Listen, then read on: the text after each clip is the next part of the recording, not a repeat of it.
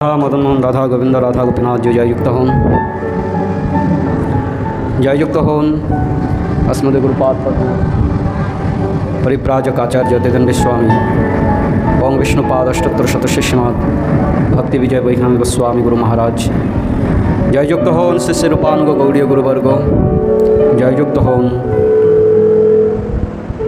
एकादशी तिथि वाला जययुक्त हों समस्त भक्तबिंद पाशांकुला एकादशी आज आश्विन मास शुक्लपक्षीय पाशांकुला एकादशी।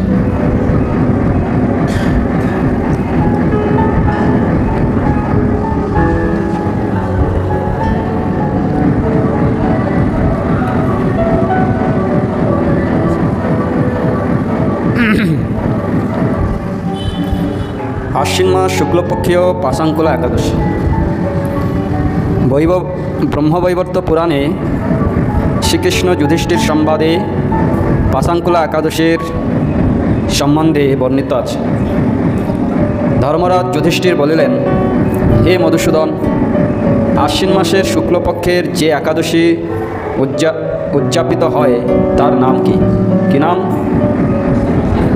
पाशांकुला एकादशी। एगिए आसुन, एगिए आसुन।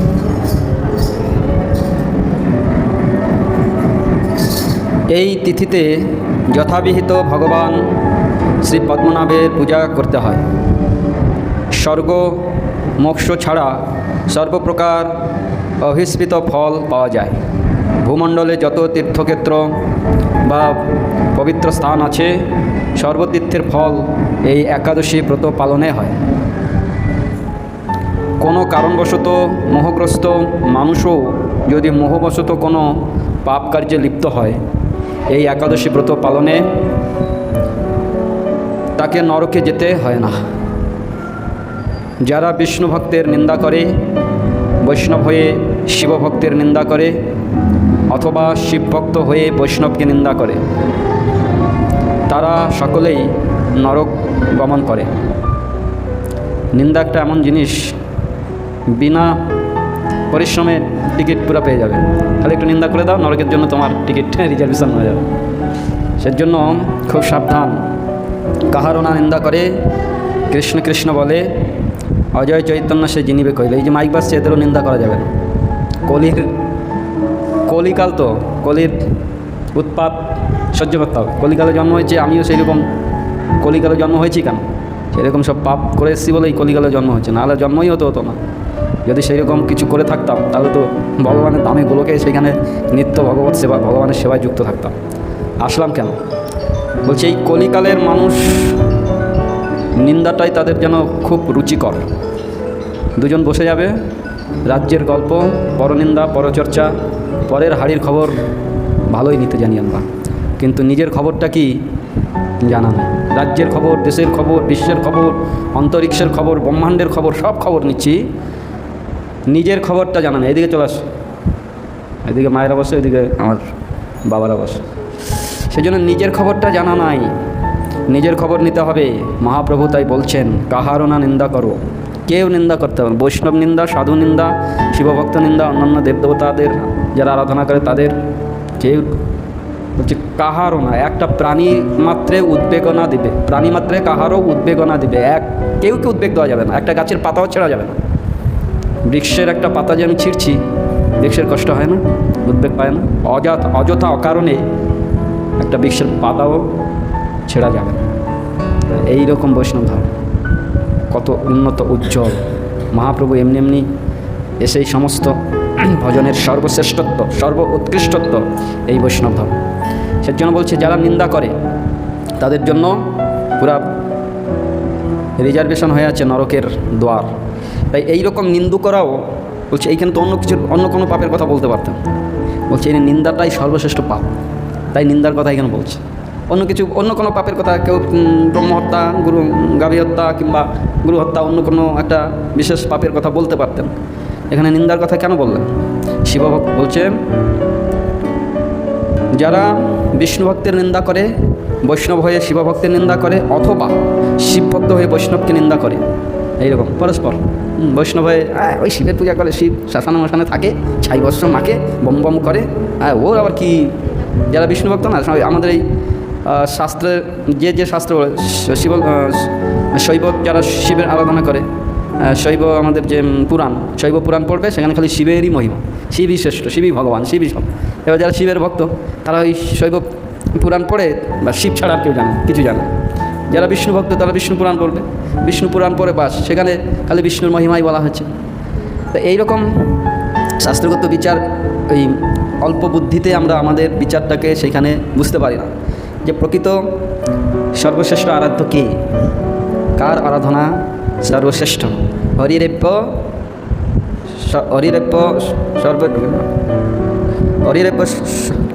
সর্বসাধ্য হরিরেপ্য সর্বেশ্বর সর্বেশ্বরেশ্বরেশ্বর ইতরে ব্রহ্মরুদ্রাদা নবজ্ঞয়া কদাচন। হরিরেপ্য সর্বারাধ্য, সমস্ত আরাধ্যের আরাধ্য হচ্ছেন হরি, কিন্তু ইতর বুদ্ধিতে, ছোট অল্প বুদ্ধির দ্বারায় হরিরেপ্য সর্বারাধ্য সর্বেশ্বরেশ্বরেশ্বর ইতরে ব্রহ্মরুদ্রাদা, অন্য অন্য ব্রহ্ম বিষ্ণু শিব আদি দেবতাদের নিন্দা করা যাবে না। কেন? তারাও ভগবানের ভক্ত, পরম ভক্ত। শিব হচ্ছেন সর্বশ্রেষ্ঠ বৈষ্ণব, বৈষ্ণবানাং শম্ভু, বৈষ্ণবের মধ্যে সর্বশ্রেষ্ঠ হচ্ছেন শিবজি। সর্বদা বসে বসে এইরকম জপ করছে। কার জপ করে? তার আরাধ্য হরির হরির জপ করে। তার গুরুদেব অনন্তদেব, দেখুন না গলায় পেঁচিয়ে রেখে দিয়েছে অনন্তদেব, সেজন্য বসে বসে ধ্যান করে। ধ্যেয় বস্তু যদি না হয় তাহলে ধ্যান করবে কার? ধ্যেয় বস্তু একমাত্র তার হরি, যে হরিরেপ্য সরারাধ্য সর্বেশ্বরেশ্বরেশ্বরে। সেই জন্য সকলের আরাধ্যের আরাধ্য হচ্ছেন হরি। তরুর মূলে নিষেচনেন তরুর মূলে নিষেচনেন তৃপ্তন্তি তস ভুজপ্য শাখা। তরুর মূলে যদি জল দেওয়া হয় কী হবে? তাহলে সমস্ত শাখা প্রশাখা পাতা সর্বত্র তার আহার চলে যাবে। মুখে যদি আহার দেওয়া হয় সর্ব ইন্দ্রিয় তুষ্টি হবে। চোখে আহার দেবে, কানে আহার দেবে, সব এইরকম দেওয়া যাবে নাকি? দিতে পারবে? এক জায়গায় আহার দিলে সর্বেন্দ্রিয় তুষ্টি হয়ে যায়। ঠিক ওই রকম একজনের আরাধনা করলে সকলেই সন্তুষ্ট হয়ে যাবে, সমস্ত দেব দেবতা তার প্রতি প্রসন্নই প্রসন্ন। আর কেউ যদি নিষ্কপটে কোনো অন্য দেব দেবতার পূজা করে, নিষ্কপট মানে কি?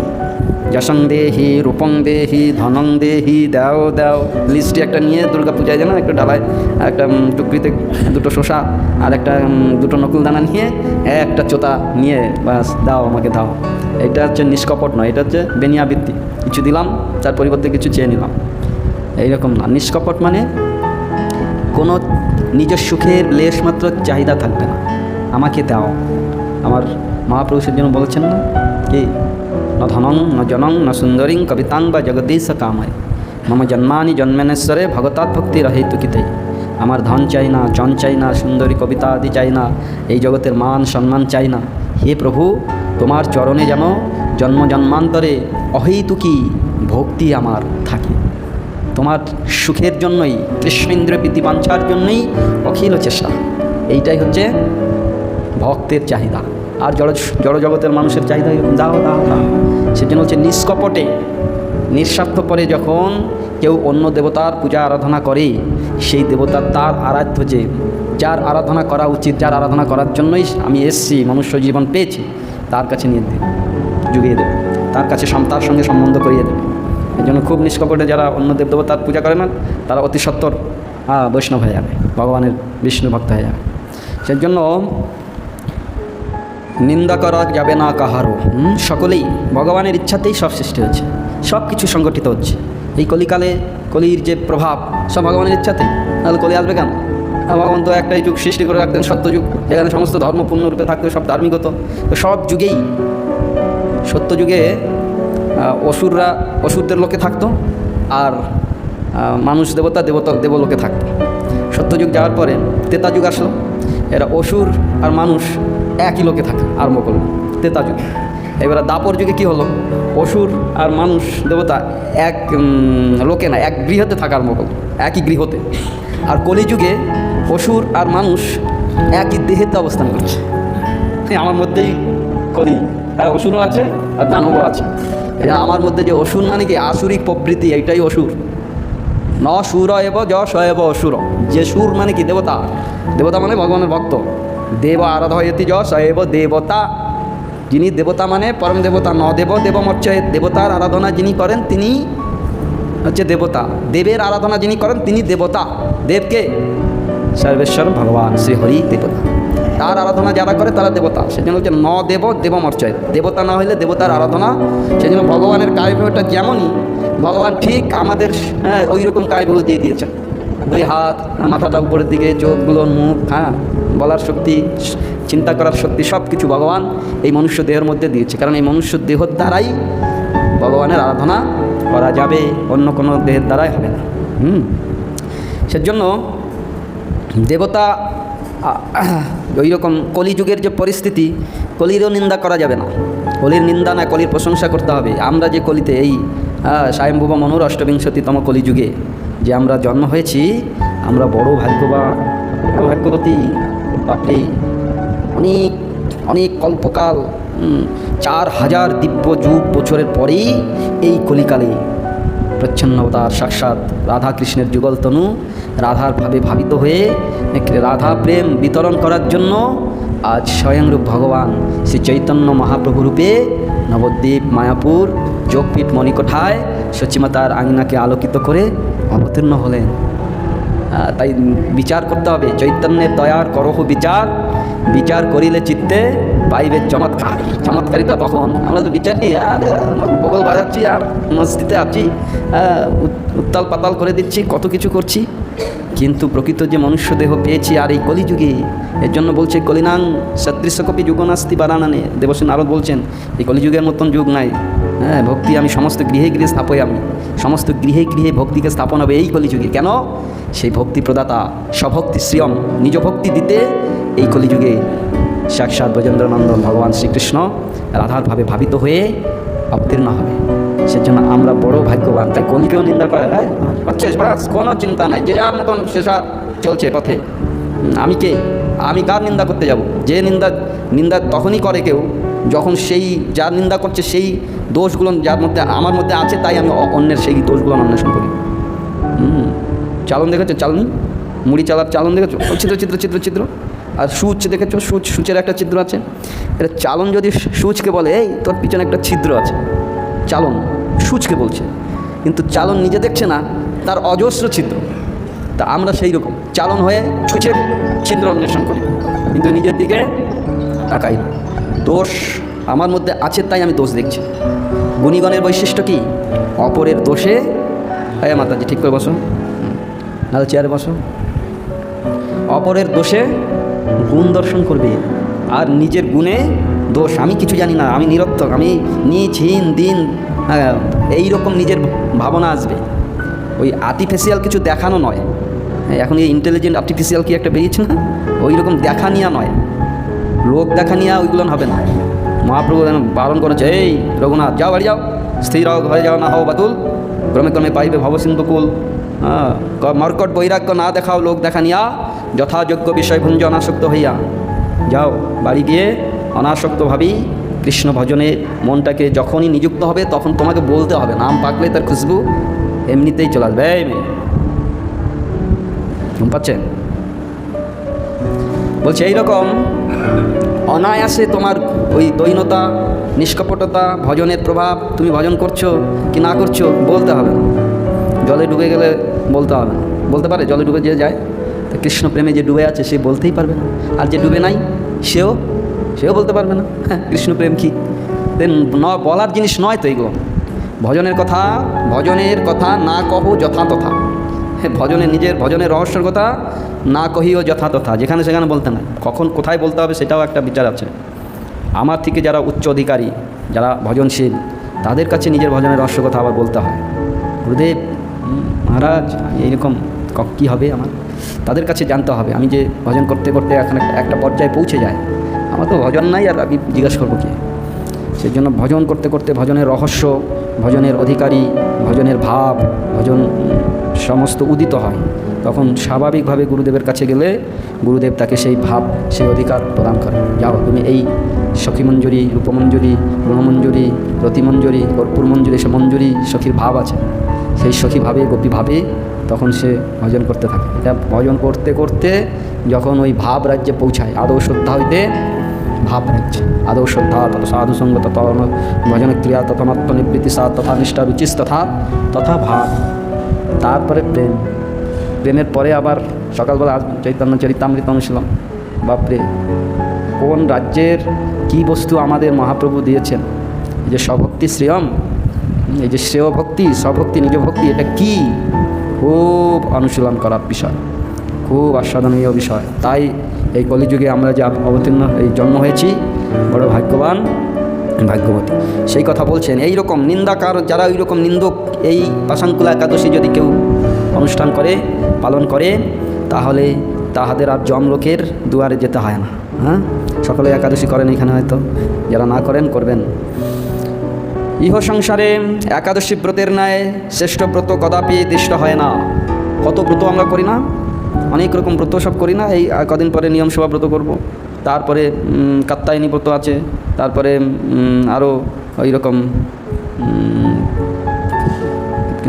পয়ব্রত আছে, পুত্তেষ্টি ব্রত আছে, এরকম অনেক রকম ব্রত আছে।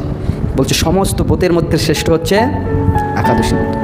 সমস্ত ব্রতকে ছাড়ো, একটা ব্রত করো একাদশী, সব ব্রতের ফল পেয়ে যাবে। আর সমস্ত ব্রত করো, একাদশী করছো না, তোমার নিরর্থক সব হয়। অনেকেই নিশি পালন করে, পূর্ণিমা পালন করে, অমাবস্যা পালন করে, এগুলো করতে হবে। বৈষ্ণবরা এরা করে নাই। একাদশী করলেই বাস হয়ে গেল। নিশি পালন, একাদশী, পূর্ণিমা, এগুলো আমাদের শরীর সুস্থ রাখার জন্য করা। এই সময় ওই চন্দ্র সূর্য পৃথিবীর আকর্ষণে আমাদের শরীরের প্রতি গুরুত্ব আকর্ষণ পড়ে, তখন দেখবেন ওই বাত পিত্ত কপের, এইগুলো সব শারীরিক এইসব ব্রতের কথা বলেছেন। পূর্ণিমা ব্রতের ফল কি আমাকে যারা করেন একটু বলুন তো, করেন? পূর্ণিমা ব্রত করলে কি হয়, কি হয় জানো? অনেকে করে, তার জানেও না। বলছে এই শরীর সুস্থ রাখার জন্য। দেখবে পূর্ণিমার দিন শরীরটা ভার হয়ে যায়, গিটে গিটে ব্যথা একটু বেড়ে যায়। হ্যাঁ, গিটে গিটে ব্যথা বেড়ে যায় না? এই জন্য খাদ্য, এই অন্ন টন্ন খাস না বাবা, অন্ন খাস না, রুটি খাও, রুটি খাও। অন্ন খেলে অন্নতে রস বেশি, আর রসে রসে পুরো আরও রস বেরিয়ে যায়। এর জন্য ওই পূর্ণিমা দিয়ে পালন করতো। কিন্তু এগুলো পালন করলে খারাপ নয়, ভালো। কিন্তু একাদশী করবো না, পূর্ণিমা করবো, হ্যাঁ, অমাবস্যা করবো, এ করবো, সে করবো, কত কিছু করবো, সব নিরর্থক, কিচ্ছু ফল হবে না, কোনো ফল হবে না। হ্যাঁ, জন্য একাদশী মাধব তিথি ভকতি জননী, মাধব ভগবান তিথিরূপে এসছে। আর কি দরকার আছে? হ্যাঁ, একাদশী ব্রতের নাম ন্যায় শ্রেষ্ঠ ব্রত কদাপি দৃষ্ট হয় না। যারা বিষ্ণু ভক্তের নিন্দা করে তারা সকলেই নরকে গমন করে। খুব সাবধান। বিষ্ণু ভক্ত বৈষ্ণবদের নিন্দা করলে মানে বৈষ্ণব, এই বৈষ্ণব মানে ভগবানের হইতে যারা সৃষ্টি হয়েছে সব বৈষ্ণব।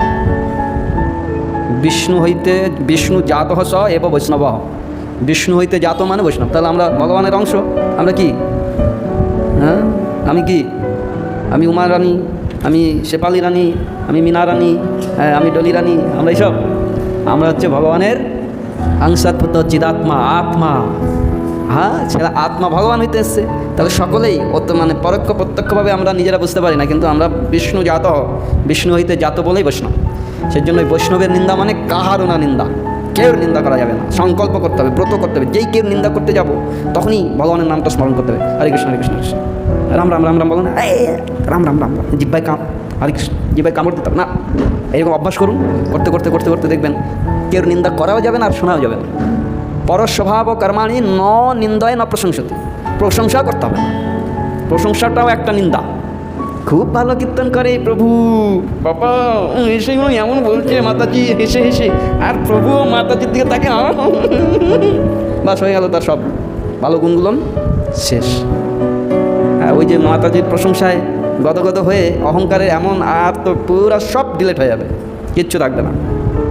এর জন্য কেউ যদি সর্বনাশ করতে ইচ্ছা হয় না, তার নিন্দা করতে হবে না। নিন্দা করলে তার ভালো হবে, গিয়ে তার একটু প্রশংসা করবে।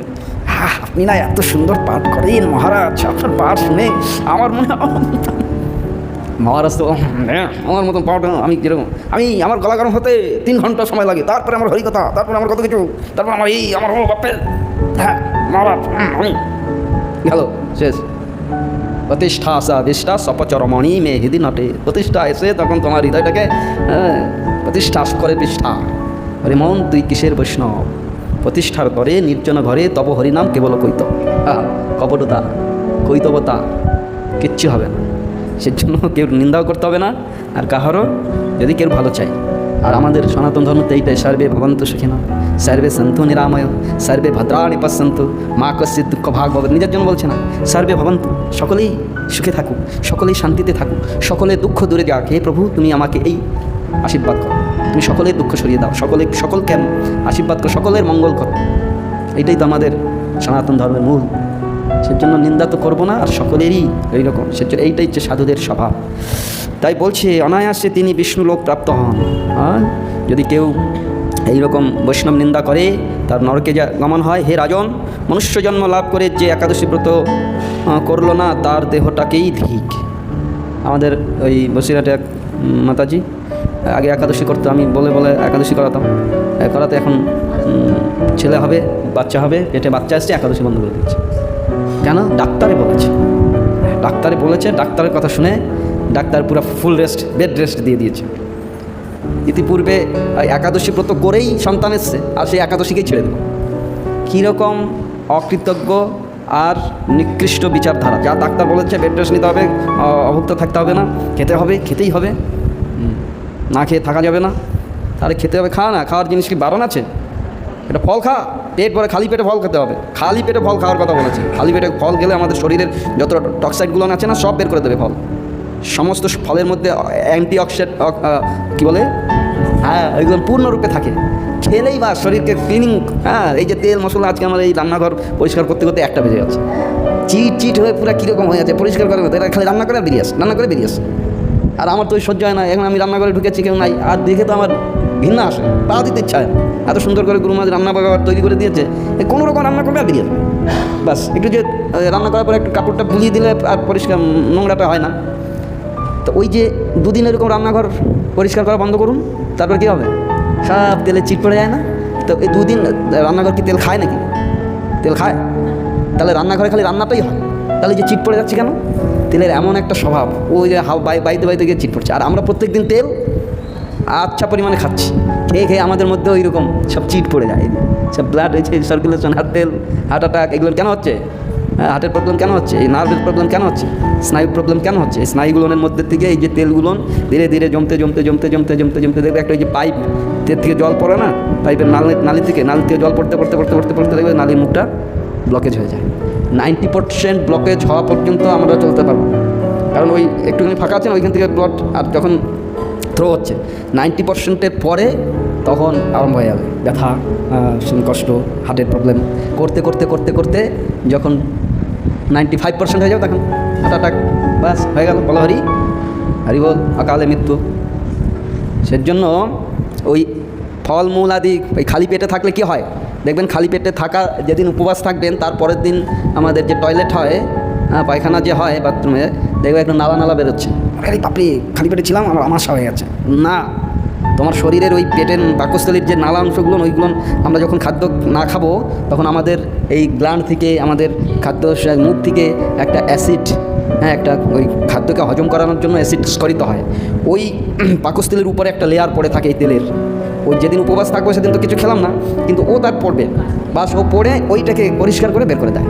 সেজন্য প্রত্যেক দিন যদি উপবাস করো, আবার খারাপ আছে, শরীর খারাপ হয়ে যাবে। কারণ ওই অ্যাসিড ঘন যদি উপবাস করো, ঘন মানে কি, প্রত্যেক দিন যদি না খেয়ে থাকো, তাহলে ওই অ্যাসিডটা ধীরে ধীরে পাকস্থলীকে ফুটো করে দেবে, সেখানে আলসার হয়ে যায়।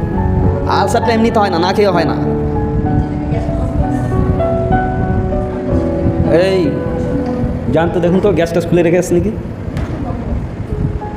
ওই আছে না একজন আমাদের বড় গ্যাসের সিলিন্ডারটা দেবে, ওই গ্যাসের গন্ধ না, গ্যাসটা শেষ হয়ে গেলে গন্ধ বেরোবে। গ্যাস যখন শেষ হয়ে আসবে না, তখন একটা গন্ধ বেরোবে। ওটা হচ্ছে মানে সংকেত, তোমাকে সিগন্যাল দেওয়া হলো যে তোমার গ্যাস এন্ড। যা হোক, কী আমি বলছিলাম, হ্যাঁ, উপবাস।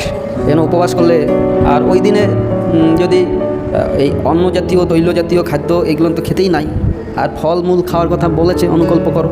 হ্যাঁ, তেল খাবে না, একাদশীর দিন কোনো তেল খাবে না। সূর্যমুখী বলো আর চন্দ্রমুখী বলো, যে মুখী বলো, সব মুখীতেই সব ভেজাল। 1 লিটার অরিজিনাল সরষের তেলের দাম হচ্ছে 350-400 টাকা। 1 লিটার অরিজিনাল সূর্যমুখীর দাম 500 টাকা। তোমরা কত করে কিনা বাজার থেকে? 100-150 টাকা হয়তো, হার্ডলি। কি 200 টাকা? সূর্যমুখী না, সব ওই পাম অয়েল। পাম অয়েলকে রিফাইনিং করে সরষের তেল, সূর্যমুখী তেল, আমি তেলের ভাটিতে নিজে গেছি, নিজে গিয়ে দেখেছি।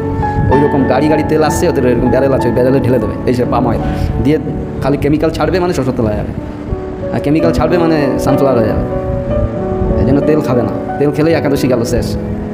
আমাদের মঠে তেল হতো আগে, তেল পুরা বিলকুল তেল চলবে না, সটি মটি খায়, ওইগুলো সব ভেজাল জিনিস, এইগুলো খেতে হবে না একাদশীতে। ফল খাও, পেট ভরে ফল খাও না, ফলের দাম একটু বেশি, তাই তো? শশা খাও, অনেকগুলো শশার দাম কম আছে, গায়রা খাও। আমাদের যে ফল হয় এখানে, আপেল কিনে খেতে হবে না, আপেল আমাদের রাজ্যের ফল নয়, আমাদের শরীরটা সেইভাবে আপেল খাওয়ার জন্য তৈরি হয়নি। পেয়ারা খাও, আপেলের থেকে পেয়ারাতে অনেক অ্যান্টিঅক্সিডেন্ট আছে, অনেক প্রচুর পরিমাণে ভিটামিন। দুটো পেয়ারা খেয়ে দাও, দেখবে পুরো শরীর চাঙ্গা হয়ে যাবে। আর দুটো আপেল খাও, আপেলে আছে ভালো গুণ আছে, কিন্তু আপেল অপেক্ষা পেয়ারায় অনেক গুণ বেশি আছে। হ্যাঁ, বাদাম খাও, চীনা বাদাম এনে ভেজে কিংবা সিদ্ধ করে এতগুলো বাদাম খেয়ে নাও, আর ক্ষুধা লাগবে না। দুটো কলা খাও, একটু এতগুলো বাদাম খাও, আর দুটো আলু সিদ্ধ করে একটু লেবু চিপড়িয়ে দিয়ে, একটু গোলমরিচ ছড়িয়ে দিয়ে, একটু লবণ দিয়ে খেয়ে নাও, সারাদিনের এনার্জি পুরা ফিট। আর দুধ খেতে বারণ করা হয় এই কারণে, বাড়িতে যদি গাভী থাকে সেদিন দুধ দুইয়ে খাবে, কারণ এই গোয়ালাগুলো কী করে, ওই দুধ দোয়ানোর সময় কী করে, হাতে তেল লাগায়, সরষের তেল দিয়ে লাগিয়ে বাস গেল একাদশী। কত বিচার আছে, এর জন্য কত কিছু ব্যবস্থা করেছে। খাও, পেট ভরে খেয়ে না থাকতে পারছো না, না খেয়ে খাও কিছু, আর কিছু তো ফল হবে। একাদশী নিরম্ব করতে হয়, খেতে নাই কিছু। হ্যাঁ, একাদশী পালন করা আমাদের বৈষ্ণব মহারাজ এখন করে।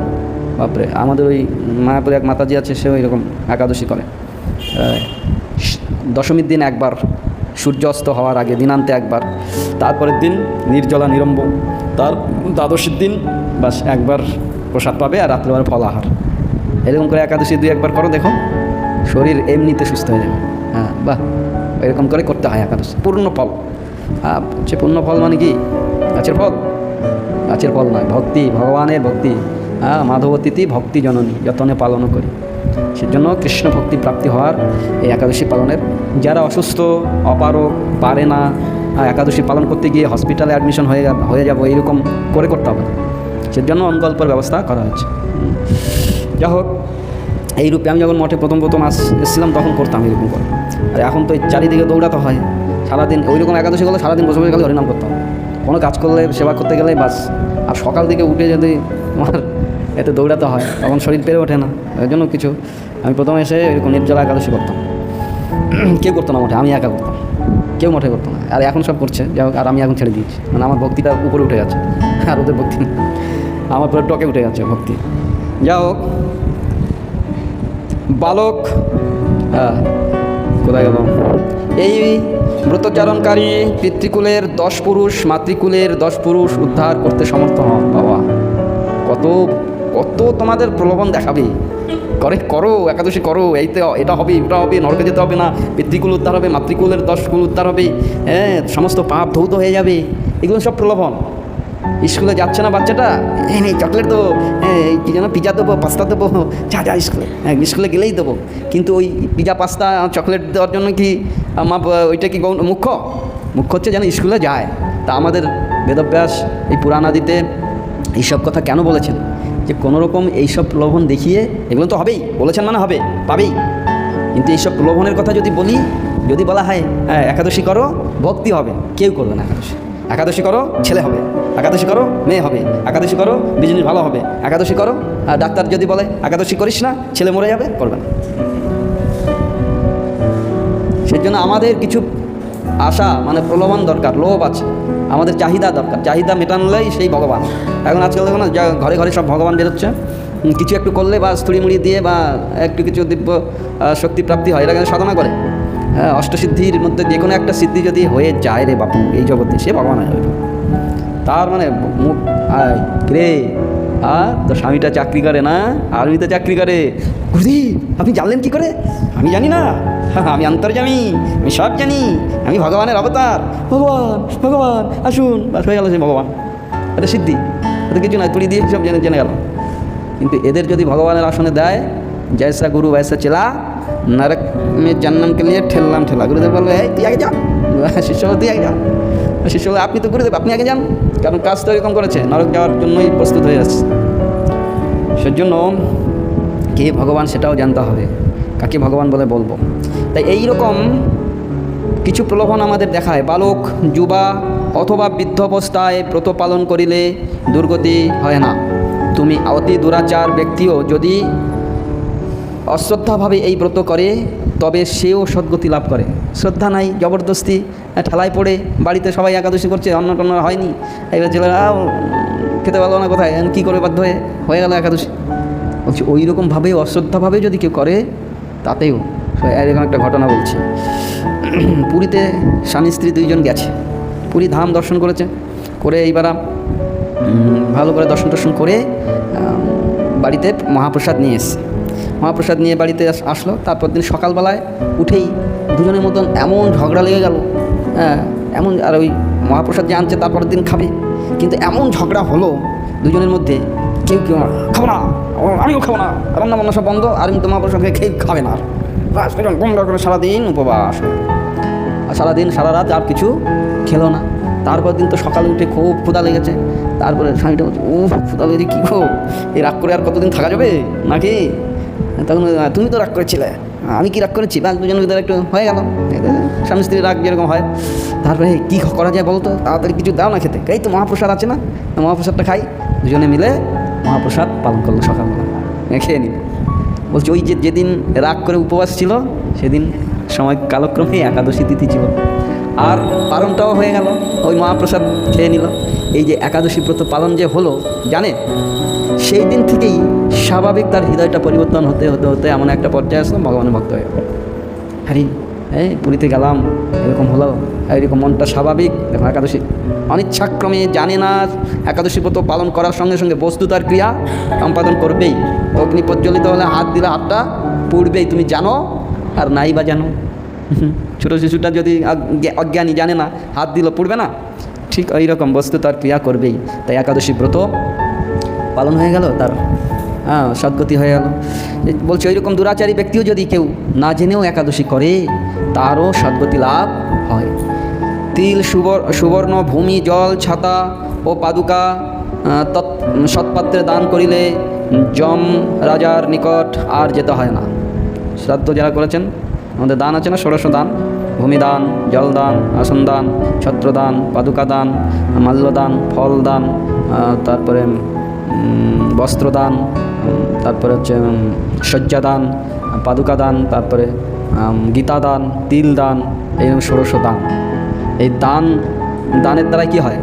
দানে দুর্গতি নাশ, দানের দ্বারাই দুর্গতি, সমস্ত পাপ ক্ষয় হয়ে যায়। শাশ্বত ব্রাহ্মণং যারা দান করে, শাশ্বত ব্রাহ্মণং দক্ষিণামিদাং মূল্যং অহং দদানি। শ্রাদ্ধ আমরা যে দান বলছি, এই দানের দ্বারাই সমস্ত দুর্গতি, যমলোকে তাদের আর যেতে হয় না। বিনা সৎকার্যে যারা দিন অতিবাহিত করে, তাদের জীবন ধারণ কর্মকারণের হাপরের মতো বৃথা শ্বাস প্রশ্বাস গ্রহণ করা ছাড়া আর কিছু হয় না। হাপর কি জানো? হাপর ওই তো জানাচ্ছে, ওই যে কামার চালায় দেয় না, এরকম ঘুষ করে না, ওই হাপর। তো ওই হাপরের নিঃশ্বাস প্রশ্বাসের কোনো ভ্যালু আছে? ওর কি জীবন আছে? কিন্তু ও নিঃশ্বাস প্রশ্বাস বলছে ওই রকম বিনা সৎকর্ম ছাড়া জীবনটা ওই হাপরের মতন হয়ে যাবে।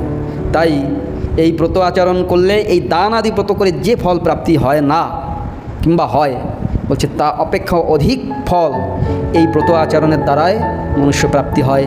এই ব্রতোচ্চারণ ফলে মনুষ্য ইহ সংসারে দীর্ঘায়ু, ধনধান্যে সমৃদ্ধমান ও সর্বরোগ রহিত হয়ে থাকে। এছাড়া ভজনশীল ভক্তগণের ভগবত লোক প্রাপ্তি হয়। যারা ভজন করে তারা অনায়াসে ভক্তি প্রাপ্তি হয়ে এই রূপে আমরা পদ্মনাভ মাস আশ্বিন শুক্লপক্ষিয়া পাশাঙ্কুলা একাদশীর মাহাত্ম্য কথা শ্রবণ করলাম।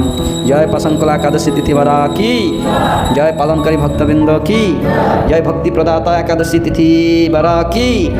তাই গৌর প্রেমানন্দে হরি বল।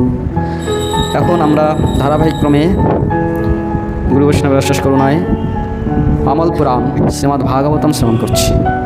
শ্রীমদ্ ভাগবতম অথ সপ্তদশ অধ্যায় পঞ্চম স্কন্ধ। এই স্কন্ধে আমরা আমাদের প্রিয়ব্রত মহারাজ স্বয়ম্ভুব মনুর পুত্র প্রিয়ব্রত মহারাজ, তার পরাক্রমের দ্বারায় এই পৃথিবীকে সপ্ত দ্বীপ এবং সপ্ত সমুদ্রতে বিভাগ করেছিলেন। তিনি তার সূর্যদীপ্তমান অশ্বে আরোহণ করে এই পৃথিবীকে 7 বার ভ্রমণ করেছিলেন।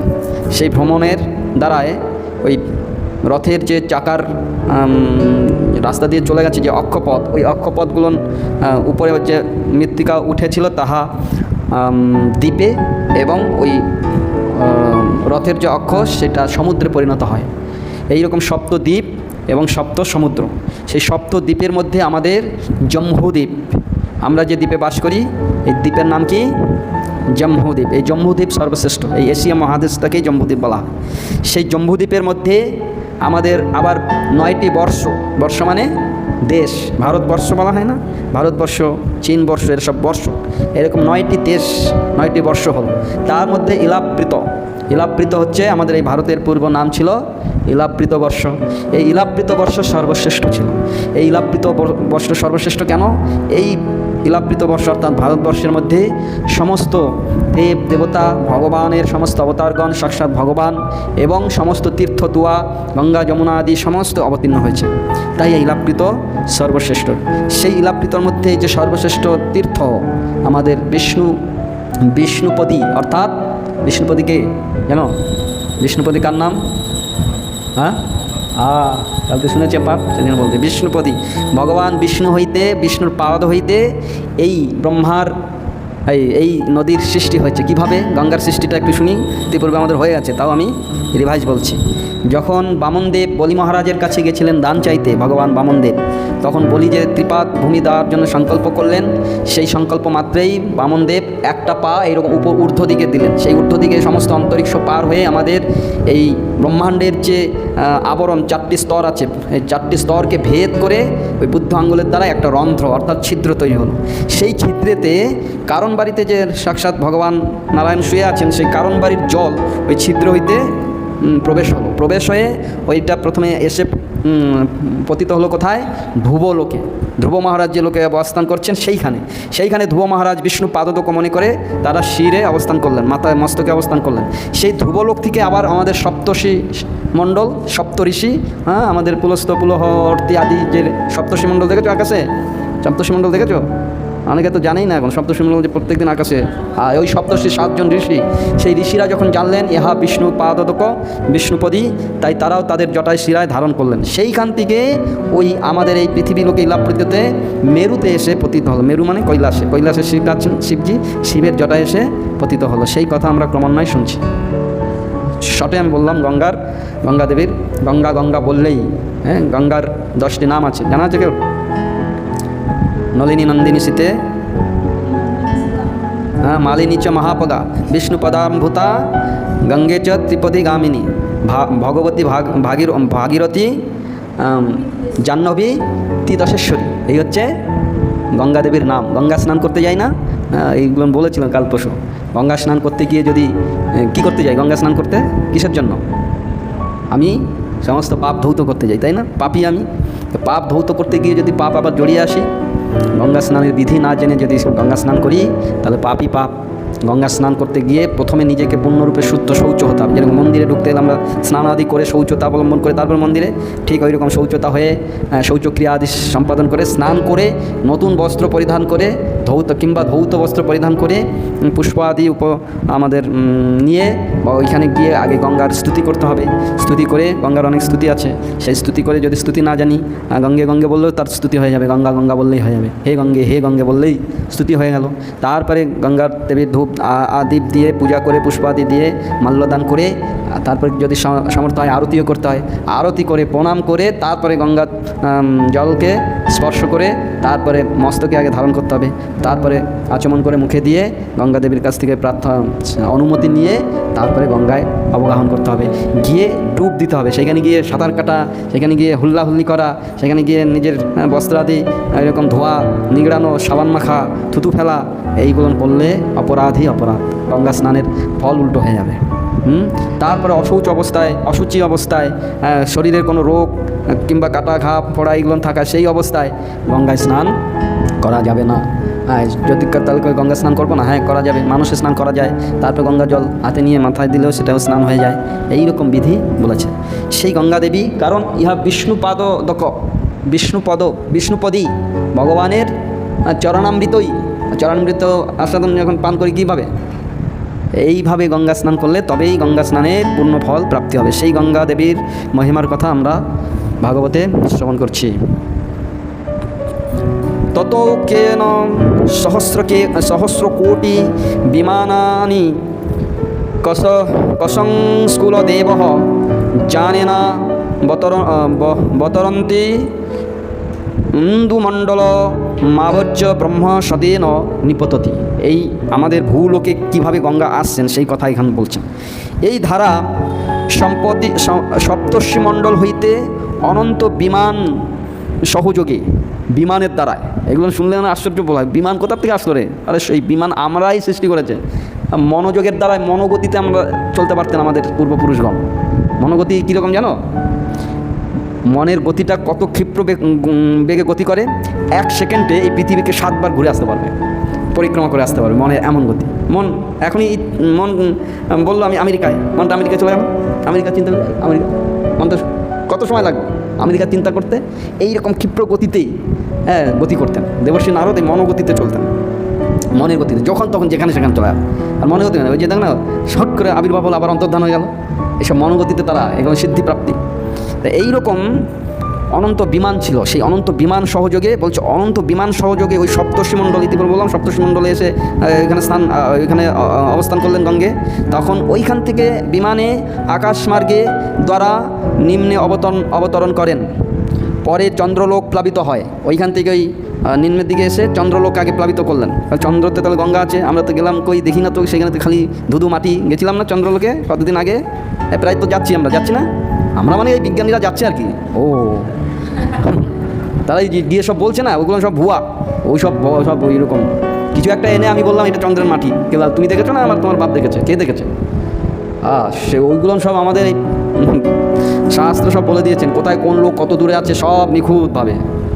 হ্যাঁ, 4 লাখ বছর আগে পৃথিবীতে সেতু তৈরি হয়েছিল। সেই সেতুর এখন বিশ্লেষণ করে এইরকম টেকনিক কোথার থেকে এসছে রে বাবা। সেই সেতুর ইঞ্জিনিয়ার কারা জানেন? নল এবং নীল। সেই সেতুটা কোথায় হয়েছিল? রামেশ্বরম, ভারত থেকে শ্রীলঙ্কা যাওয়ার। সেই এখন তারা ওই স্যাটেলাইটের দ্বারাই দেখে বলছে, মানে ওই সেতু এমনভাবে তৈরি করা ছিল, ওই পাথরের সঙ্গে পাথরগুলো যে জয়েন্ট করেছে না, সব কিল দিয়ে, এমন কিলা যে কিলা মারে না, কিলা এই আমাদের হাওড়া ব্রিজ করেছে না, সব কিলা, ওইখানে কোনো নাট বোল্ট নাই, সব কিলা সিস্টেম। এই পাশ থেকে কিল মারে, ওই পাশ থেকে কিল মারে। কারণ নাট বোল্ট সিস্টেম কেন করে না? একটা ওই রকম ব্রিজে সবসময় কম্পন হতে থাকে, আর কম্পন হলে নাট বোল্ট কী হয়? খুলে যাবে। সেজন্য ওই সব যেখানে কম্পনাদি হয় সেই সব ব্রিজের ওইরকম নাট বোল্ট সিস্টেম থাকে না, স্বাভাবিক। তা ওই রকম ওই ব্রিজটা ওই রকম ভাসমান ব্রিজ ছিল। তা ভাসমান ব্রিজ হওয়া মানে এরকম কোনো ছিল না, নিচে কোনো ওই রকম খুঁটি ছিল না। তাহলে অত দীর্ঘকায় পোল, তার মধ্যে কোনো ওই রকম খুঁটি নাই। যেরকম এই হাওড়া ব্রিজটার কতটুকু, আর রামেশ্বর ওই ভারতবর্ষ থেকে শ্রীলঙ্কার যে রাস্তাটা কত লম্বা, আর সেই লম্বা অত বড় ব্রিজ। এটা আমি বলছি না, এখন আমার কথা আমরা বললে তো বলবো এরা তো ওই সব শাস্ত্রে কী সব আবুল তাবুল পড়ে তাই বলছে, আমাদের কথা বিশ্বাস করবে না। কিন্তু এখন সব বৈজ্ঞানিকরা যা বলবে তাই সব বিশ্বাস করবে। আগে মাটির পাত্রে খেলেই শরীর সুস্থ থাকতো। হ্যাঁ, মাটি থেকে এইগুলো ভালো, এই ননস্টিক, স্টিক। এখন বলছে না, এইগুলো নিয়ে খুব ক্যান্সার হয়, সিলভারে খেলে ক্যান্সার হয়, এতে খেলে মাটিই ভালো। আসতে হবে বাবা, ওইখানে আসতে হবে, ঘুরে ফিরে ওইখানে আসতে হবে, তোমার মাটির কাছে আসতে হবে, ওই গাছগাছড়ার কাছেই যেতে হবে, ওই যোগ প্রাণায়ামের কাছেই তোমার যেতে হবে। উপায় নাই। জড়জাগতিক মানুষ, ভোগের বাসনায় সকালবেলা উঠে মাথা যন্ত্রণা করছে, এটা নিয়ে খেয়ে নিল, হাতের কাছে আছে নিয়ে খেলাম, বাস। ট্যাবলেটটা কী করলো? তোমার ওই মাথা যন্ত্রণাটাকে চেপে ধরে আবার যেই ওর চাপা ক্ষমতাটা কমে গেল, আবার যা হয়েছিল তার ডবল বাড়িয়ে দিল। আমাদের তো সময় নাই না, সময়টাকে এমন জায়গায় সব ইউটিলাইজ করছি, সময়টা আমাদের যেন 24 ঘন্টা 22 ঘন্টা হয়ে গেছে, কেউ 20 ঘন্টা হয়ে গেছে, কেউ 16 ঘন্টা হয়ে গেছে, সময় কমে গেছে। আর সময় নাই 24 ঘন্টার 1 সেকেন্ড কমেছে, তো সময়টা গেল কোথায় রে বাবা? সময়কে অপচয় করছি, সময়ের মূল্যায়ন করতে জানি না। ঘুমিয়ে খেয়ে এদিক গিয়ে সেদিক গিয়ে পরনিন্দা পরচর্চা করে অলসতা করে কত রকম কত কিছু করে সময়টাকে, আরে এই দুর্লভ সময় 1 সেকেন্ড জীবন থেকে চলে যাচ্ছে মানে রিমাইন্ড করে আনতে আর পারবে না। গেল টিক টিক টিক টিক করে আয়ু হরণ করছে আমাদের। কাল ও পিয়াল ও মুখগ্রাস, কালরূপ সর্পের মধ্যে বসে আছে, আর সে আমার ওই রকম ক্ষণে ক্ষণে হরণ করছে আমার মূল্যবান সময়টাকে। সেজন্য সময় আমরা ইউটিলাইজ করতে জানি না। তাই ওই রকম ওই নল আর নীল ওই যে পোলটা তৈরি করেছে, ওই যে কিলাগুলো তৈরি করেছেন, ওইগুলোর মধ্যে আবার কত রকম ঔষধীয় বস্তু সব লেপন করা আছে। তা 4 লক্ষ বছর আগে তৈরি করার জিনিসের মধ্যে এখনও অক্ষত অবস্থায় আছে। বলছে পোলটা কেন ডুবে গেল? ওটা ডুবে আছে জলের নিচে। বলছে ওই সময় এমনভাবে ওই পোলটা তৈরি করা হয়েছিল, আবার এটা জেট আকারে, দেখুন জেট সেভে এরকম, জেটটা এরকম এরকম এরকম একটা সিধা মানে দেয়াল দেওয়া, আমার জলের যে প্রভাবটা সেরকম সিধা লাগবে। আর যদি এরকম জেট থাকে, জেট এরকম, তাহলে এই যে 3টা দেয়াল হয়ে গেল, তাহলে একটা দেয়ালে যে প্রেশারটা পড়বে, 3টা দেয়ালে সেই প্রেশার পড়বে কি 3 ভাগ হয়ে যাবে। তখন স্বাভাবিক পোলের উপরে জলের প্রেশারটা কীরকম, ওই সময় কীরকম তাদের বিজ্ঞান, আমাদের সনাতন ধর্মের বিজ্ঞানটা ছিল। এইবার পোল তৈরি হয়ে গেল, পোলের যে পাথরগুলো জলে ভাসমান, বলছে এই পাথরগুলোও রামচন্দ্র ভগবান বলছে তুমি এই পোলটা যে তৈরি করবে, এই পাথরগুলো ভাসবে কী করে, সেটা চিন্তা করতে হবে না আপনার, আমরা ঠিক করে দেবো। তাদের এমন বিজ্ঞান, এমন সব পাথর সব অনুসন্ধান করে নিয়ে এসছে যে পাথরগুলো জলে ভাসে। কোথায় যেন গেছিলাম, জলে ভাসা পাথর দেখেছি, কোথায় কোথায় কোথায়? হ্যাঁ না না, আমরা পরিক্রমা করতে গিয়ে জলের, হ্যাঁ হরিদ্বারে কোথায় যেন একটা মন্দিরে গেলাম না, সেখানে গিয়ে দেখি ওইখানে রেখে দিয়েছে সেই একটা পাথর জলে ভাসছে। হ্যাঁ হ্যাঁ হ্যাঁ, সেইখানে জলে ভাসছে পাথর, মিনামা গেছিল না? আর তাহলে ওই রকম কোথায় সেই পাথর ছিল, কোথা থেকে তারা সেটা সংগ্রহ করেছে, সেই পাথরগুলোকে আবার জয়েন্ট করেছে করে ওই রকম এখনও সেই পোল। এইবার রামচন্দ্র বলছে আমরা তো ওই পোলে যাব, ঠিক আছে, কিন্তু ওই পোল থেকে যখন আমরা জিতে চলে আসবো, ওই অসুররা তো আবার আমাদের পিছনে এই পোলে চলে আসবে, না আসতে পারবে না। আমরা চলে আসবো কিন্তু অসুররা আসতে পারবে নাই। কেন? বলছে এই বানরগুলো দেখে 4 পায়ে হাঁটে না, 4 পায়ে হাঁটে। আর রামচন্দ্রের সেনার সব কী ছিল, সব বানরই ছিল, নর ছিল খালি রামচন্দ্র লক্ষ্মণচন্দ্র, আর সব বানর ছিল।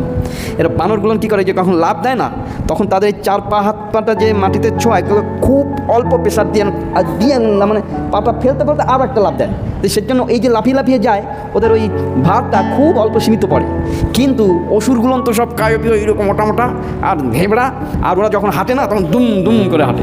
বলছে এই অসুররা যখন এই পোলে আসবে, তখন ওদের শরীরের ভারে আর ওদের ওই কসরতে এমনিতে পোল ডুবে যাবে। সের জন্য পোলটা ডুবে আছে, ওই অসুরদের পারে। অসুররা এসছিল পিছনে পিছনে। হ্যাঁ, এইসব টেকনিক সব রামায়ণে সব উল্লেখ করা আছে, সেই 4 লক্ষ বছর আগে রামায়ণে সব উল্লেখ করা আছে।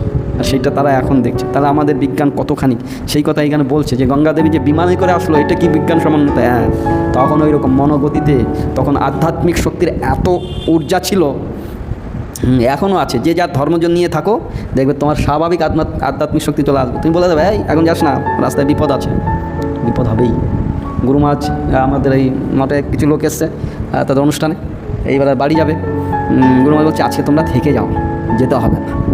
না, বাড়ি না গেলে হবে না, কালকে অনেক কাজ, এসে নানান রকম অনেকগুলো লোক একটা তাদের অনুষ্ঠানে এসেছিল, প্রায় 50-60 জন একই জায়গার থেকে। গুরু মহারাজ অনেকবার বলা সত্ত্বেও তারা না শুনে চলে গেল। গিয়ে ঠিক ওই ব্যান্ডেলের আগে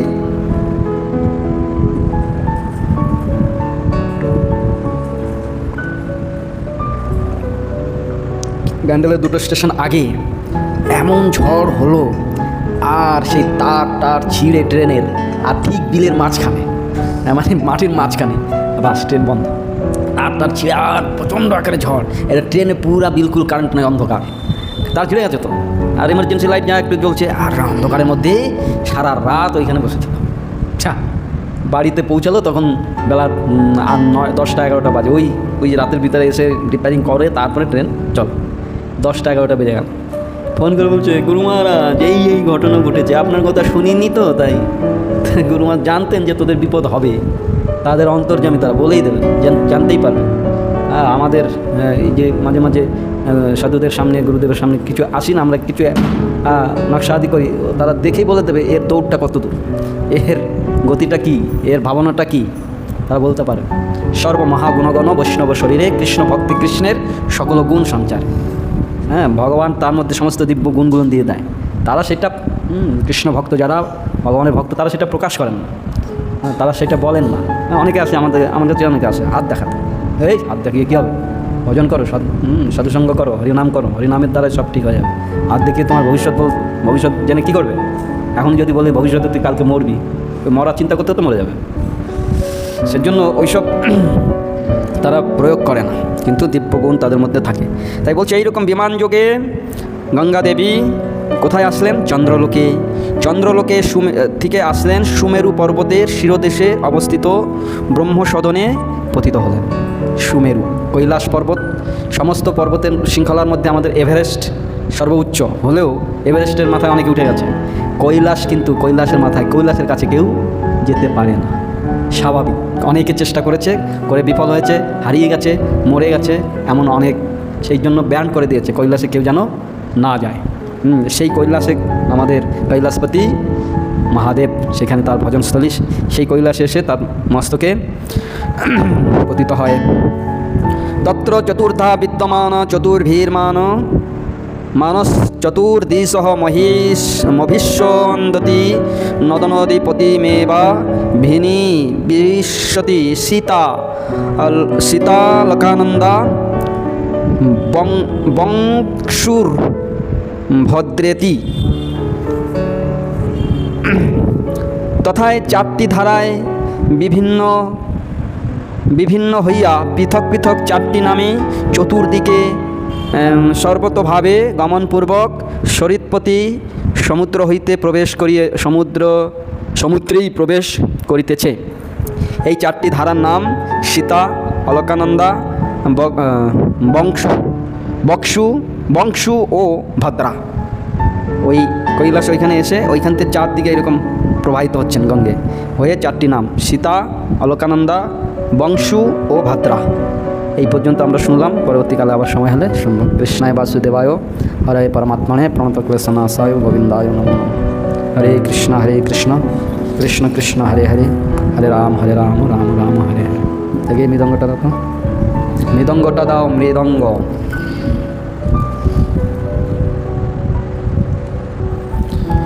শুদ্ধ ভক্ত চরণ রেণু ভজনয়নুকূল। দাঁড়া দাঁড়া দাঁড়া,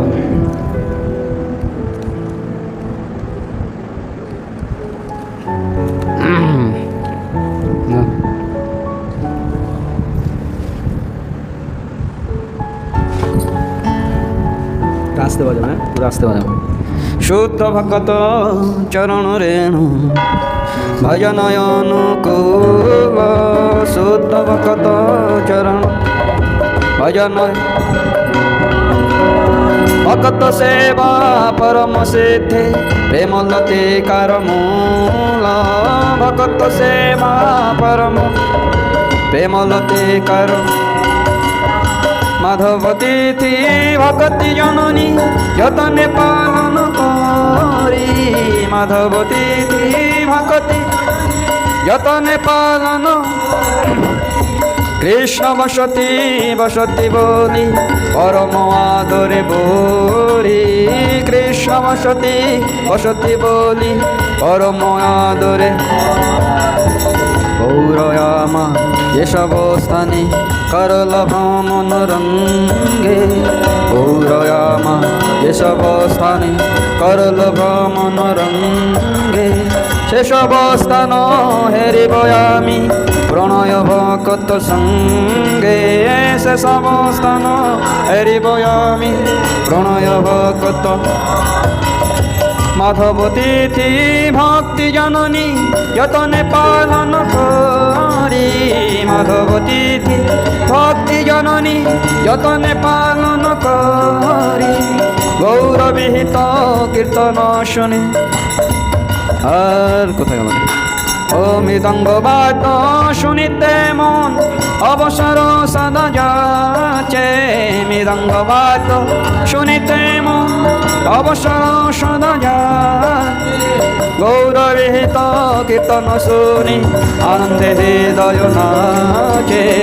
গৌরবিহিত কীর্তন শুনি আনন্দে হৃদয় যুগল মূর্তি দেখিয়া মোর পরম আদর হয়, যুগল মূর্তি দেখিয়া মোর পরম আনন্দ হয়।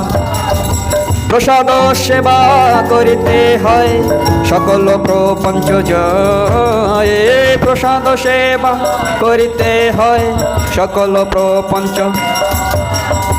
যেদিন গৃহে ভজন দেখি গৃহেতে গোলক হয়, যেদিন গৃহে ভজন দেখি গৃহেতে গোলক। আচরণ সিধু দেখিয়া গঙ্গা সুখ নাশে মা পায়ে, চরণ সিধু দেখিয়া গঙ্গা সুখ নাশে মা। তুলসী দেখি জুড়ায় প্রাণ মাধব তোষণ জানি, তুলসী দেখি জুড়ায় প্রাণ মাধব তোষণ। গৌর প্রিয় শাক সেবনে জীবন সার্থক মানি, গৌর প্রিয় জীবন সার্থক। ভক্তি বিনোদ কৃষ্ণ ভজনে অনুকূল পায় যাহা, ভক্তি বিনোদ কৃষ্ণ ভজনে অনুকূল। প্রতি দিবসে পরম সুখে স্বীকার করে তাহা, প্রতি দিবসে পরম সুখে স্বীকার করে। আর শুদ্ধ ভক্ত চরণ রেণু অজনয় অনুকূল, শুদ্ধ ভক্ত চরণ রেণু অজনয়। হরিহরায় নম কৃষ্ণ যাদবায় নম, যাদবায় মাধবায় কেশবায় নম, হরিহরায় নম কৃষ্ণ যাদবায়। গোপাল গোবিন্দ রাম শ্রী মধুসূদন, गिरिधारी गोपीनाथ मदन मोहन, गिरिधारी गोपीनाथ। श्री चैतन्य नित्यानंद श्री अद्वैत सीता, श्री चैतन्य नित्यानंद। हरि गुरु वैष्णव भागवत गीता, हरि गुरु वैष्णव। जय रूप सनातन भक्त रघुनाथ, श्री जीव गोपाल भट्ट दास रघुनाथ, श्री जीव गोपाल भट्ट। এই ছয় গোসাইর করি চরণ বন্দন, এই ছয় গোসাইর করি। আরে যাহা হইতে বিঘ্ন নাশ বিষ্ণু পুরাণ, যাহা হইতে। এই ছয় গোসাই যার তার দাস, দাসবার পদে রেণু মোর পঞ্চগ্রাস, দাসবার। তাদের চরণ সেবি ভক্ত সনেবাস, তাদের চরণ সেবি। জনমে জনমে হয় এই অভিলাষ, জনমে জনমে। এই ছয় গোসাই যাবে ব্রজে কৈলাস, যে রাধা কৃষ্ণ নিত্য লীলা করিল প্রকাশ। নিরানন্দে বল হরি বৃন্দাব, শ্রী গুরু বৈষ্ণব পাদে মজাইয়া মন, শ্রী গুরু বৈষ্ণব পাদে। শ্রী গুরু বৈষ্ণব পাদ পদ্ম করিয়াস, হরি নাম সংকীর্তন কহে নরোত্তম দাস, হরি নাম সংকীর্তন কহে অধম দাস। हरे कृष्णा कृष्ण कृष्ण हरे हरे, हरे राम राम राम हरे हरे।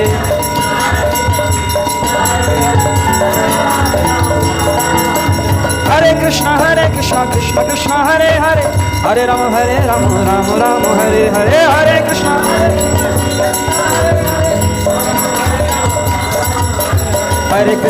कृष्ण कृष्ण कृष्ण हरे हरे, हरे राम राम राम हरे हरे। हरे कृष्ण कृष्ण कृष्ण हरे राम हरे कृष्ण कृष्ण कृष्ण हरे हरे। हरे राम राम राम हरे हरे। हरे कृष्ण हरे हरे, हरे राम राम राम हरे हरे।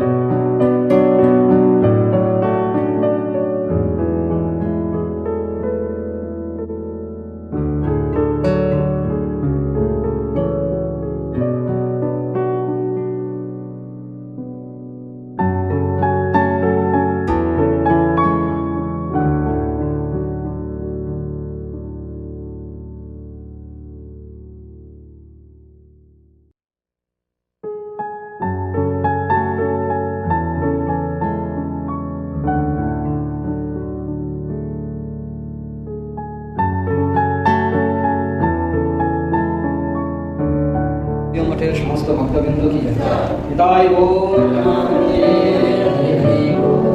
জয় জয় শ্রী রাধে।